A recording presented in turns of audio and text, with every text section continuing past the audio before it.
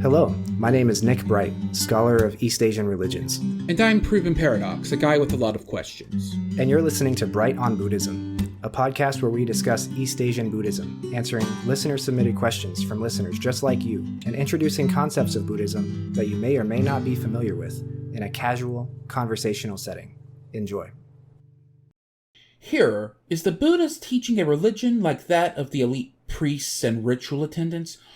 Or is it a system of arguments and ideas like that of the philosophers and public debaters? I suppose that it is both. Why should those be mutually exclusive? Religion is for existential comfort, for trying to come to understand the divine, for accruing merit and purifying sin. Ideas and arguments are for tinkerers of languages and concept, hoping to convince and critique. They deal in interpretation and understanding rather than in ritual and recitation. Does not the Buddha teach by making distinctions, providing interpretations, and assisting in understanding? Do not the disciples provide ritual services for the community that provide existential comfort, make sense of the divine, and accrue merit and purify sin, all at the Buddha's instruction? Perhaps in another life this Buddha was a great king. Isn't he one now? Welcome to this week's episode of Bright on Buddhism. Today we will be discussing Buddhist Modernism. What is it? Why and how was Buddhism modernized? And why are we critical of it? We hope you enjoy. So first question, what is Buddhist Modernism? Buddhist Modernism is the name that many scholars, and myself included, of religion apply to the interpretations of Buddhism that are being presented in Western New Age and self-help books. They present it as a philosophy, assuming that there is a distinction between philosophy and religion. Indeed, this distinction holds that philosophy deals with worldview, interpretations of things, concepts, and arguments, and that religion deals with ritual, faith, belief in something intangible, mythology, afterlife, etc., etc. So when these self-help books and New Age communities present it this way, they also typically present it as a very individualistic and spiritual philosophy, as opposed to an organized structure like you might find in a Judeo-Christian religion. There are a number of problems with this distinction and this presentation of Buddhism that I hope that we'll discuss over the course of this episode. Before we dive into those, we should get some background though. Why was Buddhism modernized in this way? I would say that there are two primary reasons that Buddhism was modernized. One of them is accidental and the other is political. The accidental one is a translation and interpretation issue.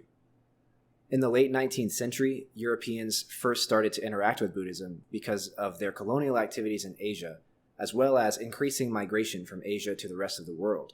So scholars sought to translate and study the text of this faith so that they could understand what they saw people practicing and doing. And when they did so kind of poorly. And it's not by any fault of their own. It's their first encounter with East Asian languages and religions. It's also worth noting that East Asian religions and the like are a lot different than Western religions. So there was less common ground, and that just means there's going to be more misinterpretations. That's exactly right. Religion, the word, and spirituality, the word, and the categories that those words represent are Western impositions onto Eastern religions as we know them today. Buddhism, Taoism, Confucianism, if you are one that calls that a religion, Shinto in Japan, all of these we think of today as religions, but might not have really been to the East Asian peoples at the time what we think of as religion here in the West today. So that's kind of part of the power structure that we will dive into in a second. But back to this translation issue. The primary example of a translation and interpretation issue that we have already kind of discussed with regards to Buddhism is the translation and interpretation of the Sanskrit word dukkha as suffering. We've talked about how dukkha is more closely related to the feeling of dissatisfaction that comes from having desires that can never be satiated or satisfied. I think the word we came to was anxiety. Yes, exactly. It's an existential anxiety that things don't last forever, right? And another example is emptiness and impermanence. Emptiness and impermanence led many Western philosophers to think of Buddhism as being highly nihilistic or fatalistic, meaning they were so tied up in the fact that nothing is forever that they did not ascribe meaning or value or significance to anything in reality. If we're all going to die, we might as well live it up, sort of philosophy. And I don't think that that's really fair. I don't really think that emptiness and impermanence are like that at all. And I think that most Buddhists in East Asia or outside of East Asia would agree. And so this is a misunderstanding of the teaching. And so luckily, in the present day, these understandings of dukkha, emptiness, impermanence, they've been redrawn by scholars. But unfortunately, a lot of self-help books and New Age stuff, they don't keep up with the most recent scholarship. And that's why this is still presented in this way for a lot of people. The other reason that Buddhism was modernized is very, very highly political. The entrance of Zen Buddhism to the West came around the time of the Meiji Restoration in Japan. This is a historical event in Japan where they returned to imperial rule. This is about the 1870s that we're talking about here. At that time, Japanese people were beginning to engage in what is now called defensive imperialism. The short explanation of this is that they saw that every other country in Asia, except for Thailand, had been colonized by European powers. They saw that they had two options: modernize, which in their view meant going off and making empire, or be colonized by the West. So they became highly concerned with negating ancient tradition and culture and making something new and fresh that would make them look like they deserved a place at the international table. They didn't want to be the colonized, and so they became the colonizers.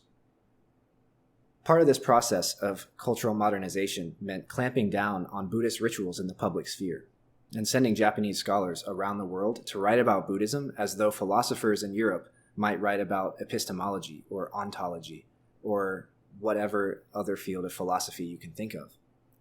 Thus, the view of Buddhism that made it to America was a modernized and rationalized one that erased a lot of ritual and mythology, so that Japan would look like it was a culture that dictated rather than being dictated to. It wanted to have a power imbalance there. Another condensed way to put that is, at the time that Buddhism was being introduced to the West, one of the main vectors of that introduction to Buddhism was politically concerned with not seeming religious. So exactly. That's another spot where we get the idea of Buddhism as a philosophy rather than a religion. Precisely. Because they thought that philosophy was smarter and more modern and was the future, as opposed to religion being ancient, archaic, obsolete, and part of the past. Right. So let's talk about some of the problems with Buddhist modernism.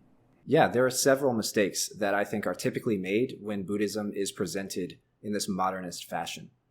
First, if you present this philosophy-only model of Buddhism, you have to ignore and erase thousands of years of ritual tradition, which comes from ancient times and continues to this very day.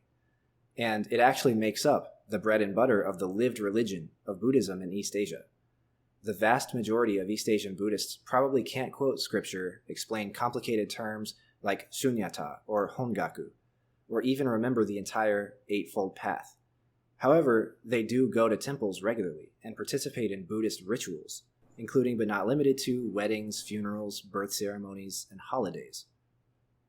Second, I simply do not buy into a hard philosophy and religion distinction when we're talking about East Asian religions specifically. The Buddha presents the Four Noble Truths as a declaration of verifiable truths that can be experienced by any sentient being, not entirely different from something like, I think, therefore I am. Similarly, there's an entire field of philosophy that happens to be called metaphysics, which specifically deals with the intangible issues of the nature of consciousness, existence, reality, and so on. That right there shows me that there is no hard line between philosophy and religion, and in fact, there is quite a bit of overlap, even though there are obviously different methods and practices involved with the two. So this is keep a pin in this conversation. We have one more point to make, but we're going to come back to this in just a minute in big detail, because I don't agree with that point. Good, yeah. And the third point, the last point, is as follows from what we have already discussed. This presentation of Buddhism is based on colonial or imperialistic power structures. In my own studies and my work and in this podcast, I hope to present Buddhism in as decolonized a fashion as I can.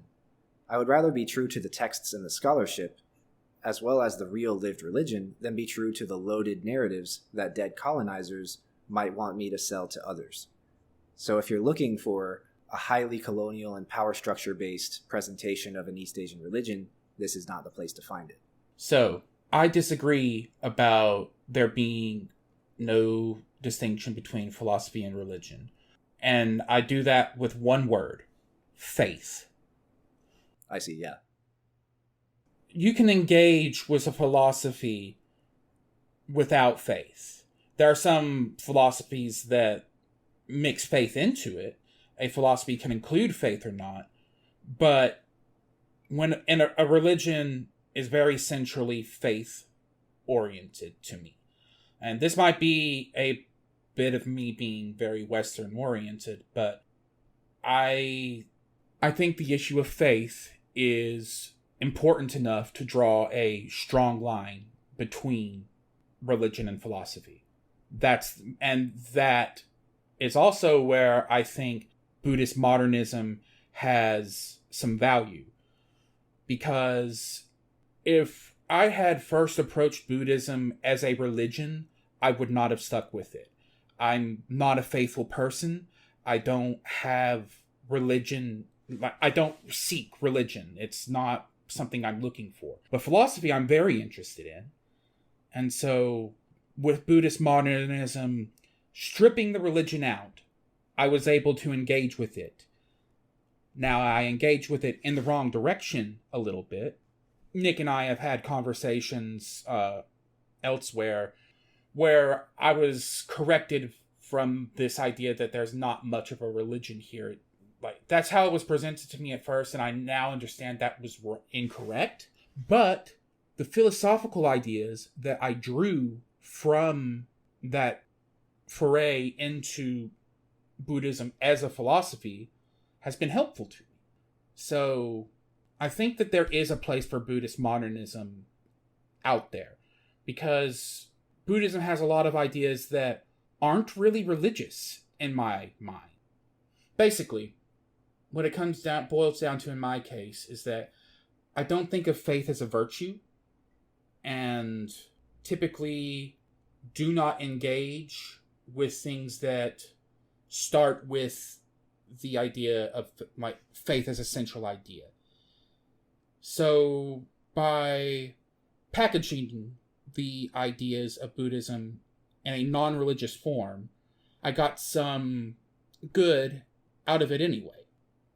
So there is a place for it. It's just a place that needs to be with a big asterisk, letting people know, I guess, that there is a religion here. I would say it is a religion with a philosophy. Like, there is a philosophy contained within Buddhism that can be examined and thought about from a philosophical mindset rather than a religious one. I'm glad that you bring up this issue of faith because, like you say, that's what most people use to separate religion from other stuff. And you said a lot of interesting things that I want to talk about, so I'm going to try and remember all of them. Yeah. But primarily, I agree with you that Buddhism is a religion with a philosophy inside of it, if we have to use these Western vocabulary words like religion and philosophy. Right. But back to this issue of faith. I would caution you against a strictly Judeo-Christian perspective on what faith means and what it is, because Buddhism does actually have an enormously large amount of faith baked into the religion and the philosophy, but it's not a Judeo-Christian kind of faith. It's actually a quite different kind of faith. And it's more similar to the kind of methodology that you would apply to philosophy. So let me explain a little bit. There's this Sanskrit term that says shraddha, and that's usually translated into Japanese as Shinjin. I don't know what it's translated to in Chinese, just because I don't speak Chinese language all that well, but it's translated as Shinjin, and that one has also often been mistranslated into English as faith. But it's also the same as evidence-based trust. And the reason why it's trust is because you're still not sure for sure if the future will be the same as the past, because impermanence exists. Impermanence is an unconditioned truth in Buddhism. However, it's educated and evidence-based trust because you have witnessed it happen all over the place. So, trust in the reality of nirvana or in the reality of emptiness is evidence-based because you can point to the Buddha and say, he reached nirvana. You can point to thoughts and feelings that are fleeting and insignificant and don't really have any sort of hard existence and say, there's emptiness. You can point to the decay and the change over time of natural things like trees. You can watch trees die and say, that's impermanence. And so you have that evidence-based faith that those things are true. And you can look ahead to the future and say, these things are very well going to happen again. And this faith is actually pushed to its very limits in Japanese Buddhism. So there's a school of Japanese Buddhism, which we'll talk about in the future, which is called Pure Land Buddhism. And the foundations upon which this was built are that certain thinkers decided that nirvana was just simply entirely too difficult for a human being to attain. They didn't want to be defeated by the impossibility of escaping or defeating suffering, aging, illness, death, those sorts of things. And so even though nirvana is an incredibly difficult thing, they still saw it as a reality. They still had faith that nirvana happened. And so their idea is to put absolute faith in a particular Buddha named Amida Buddha. In Sanskrit, he's known as Amitabha or Amitayus. And this Buddha they have faith in, according to the Pure Land school, will rescue all sentient beings and take them to his Pure Land, which is the last stop before nirvana. And all of their activities, all that they do, everything that they write and think and teach is all related to faith in this Buddha. And it's not faith as something external to you. Judeo-Christian models are based on faith in something that you can't see, smell, touch, or taste or hear. And they're based on something that is not yourself.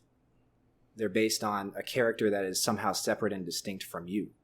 But because of non-duality, interdependence, emptiness, and these sorts of things, Pure Land Buddhist faith is not external faith, nor is it faith in some distinct character from you or I. That in that way, Amida, or Amitabha, is infinite in his own way because of emptiness and non-duality. He's both infinite and he's also nowhere and nothing because of emptiness. So their faith in him is a faith that really is him. They believe that this is a faith that is working through them for Amida rather than being blind faith, if one can think of faith in that way. And so there is a lot of faith in Buddhism. And I would also say that there is less so, but there is some blind faith in some schools of philosophy as well. Of course. I'm not going to say that's... Of course there are. Exactly, yeah. And so while there is... I think there's significant overlap, but I do think that... I think you are correct that there are distinctions and separations, and I don't think that a devout religious person would call themselves a philosopher, and I think that most philosophers would not call themselves devout religious peoples if they are doing those things at the same time. Maybe someone is a religious person and a philosopher, but those are usually separate. And I think that even Buddhists would feel this way as well. I don't think that even monks that are training to attain enlightenment or to become somehow ritual service providers for the community, I don't think that they think of themselves as philosophers either. So there's a lot of overlap, but these concepts are difficult to apply to East Asian religions. They're very difficult. They just completely fall apart because they are based, linguistically, they're based on Judeo-Christian models. Right. Those simply do not exist over in the East. Christianity didn't even make it to Japan, to make an appearance, not to have converts, but to even make an appearance until 1650. So Christianity had already been developing for, in theory, 1600 years by that point. So it just does not influence the way that they think about things in any kind of significant way. And it certainly didn't influence how they thought about things in the pre-modern period. So there's a lot to decolonize and unpack when it comes to using terms like philosophy and religion when talking about anything having to do with East Asia. I suppose a big part of this is an uncertainty in what one means by faith. Because to me, faith is inherently evidenceless. When I say the word faith, based on what I've experienced here in the Deep South in the United States, the concept of faith is very divorced from evidence. Let's put it that way. I'm trying to put this diplomatically. I think that is part of the definition, though, is that where evidence ceases, you have to have faith that you'll find God there anyways, according to Judeo-Christian philosophies and religions. And to that end, I would agree with you that there is no blind faith in philosophy or in Buddhism. That blind, evidenceless faith does not come up at all in most philosophy and Buddhism. As soon as evidence gets involved, the word I prefer to use is trust. Right. Because trust is based in previous evidence that the person is trustworthy. As soon as evidence gets involved, the word to use is trust, and that's a strong distinction to me. And there's really no way for me to divorce that from my experience with religion in the Judeo-Christian sense. So I guess my defense of Buddhist modernism is that it serves as an entry point for people like me, for people who aren't religious, to gain an appreciation for this religion. But if I am a type of Buddhist, it's a modern Buddhist. Because, again, I don't engage with religion. But in the process of getting to know you, in the process of doing this podcast, in the process of learning about Buddhism on my own, by serving as an entry point for someone such as myself who doesn't engage with faith very much, it has allowed me to learn new ways to cope with reality. Just that basic idea of, do you want to have less dukkha? Want less. The idea of wanting less is something that I think a lot of Westerners need to hear. Absolutely. So, I guess my point is that it has a place. Books and discussions about Buddhism as a philosophy divorced from religion allows people who would otherwise be repulsed by the religious aspect to benefit from the philosophical aspect. I agree there. And while it is not entirely based on the scriptures and the scholarship, Buddhist modernism does present Buddhism to people using terms that they are familiar with in the West. And I think that that's critically important when teaching anybody about something as difficult as Buddhism. I certainly wouldn't be getting a master's degree in it if it was easy. And I think that the accessibility issue is very real when it comes to scholarship, and specifically scholarship about Buddhism. And therefore, Buddhist modernism does serve its purpose in starting people off. I think that if our listeners are someone who would find this podcast, then they have probably encountered something in the past already that maybe I would categorize as Buddhist modernism, maybe not. but they've encountered it already to at least a little bit of familiarity. And so I think that for those people, Buddhist modernism has been very useful in sparking an interest and stuff. Mm-hmm. And I think that individual faiths and individual spirituality and individual things like that, I have no critique about those as long as, nobody's getting hurt. I think that whatever syncretic idea of religion or spirituality someone can come up with is equally as valid as the next one. And if it helps give, like I said earlier, some existential comfort, or if it helps make sense of the unknown or something like that, that's very good. And I think that while I am a scholar of what is called an organized religion, I certainly hope not to push the agendas of organized religions, even if they are Buddhist ones, because there are agendas out there, and they are motivated politically as well as in terms of proselytization, to be proselytized upon, for someone to spread the faith and convert people.